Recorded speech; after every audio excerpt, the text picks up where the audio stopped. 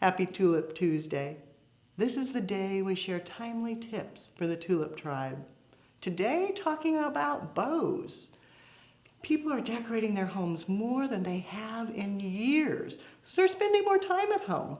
And I notice that many of you are making bows galore for people as they're adding them to wreaths, garlands, trees, packages, and they want professionally tied bows. And your hands, they get so tired.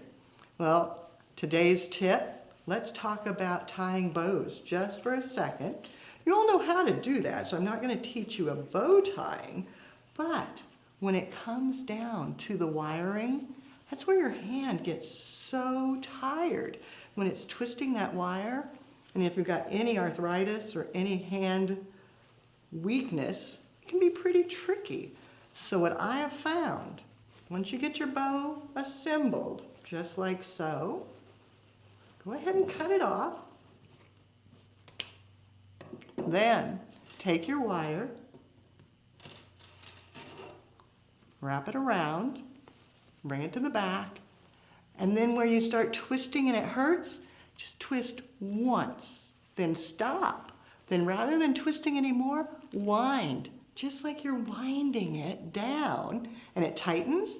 You can fluff it out, and it's perfect without that extra twist. Now you know, a pro technique for protecting your hands.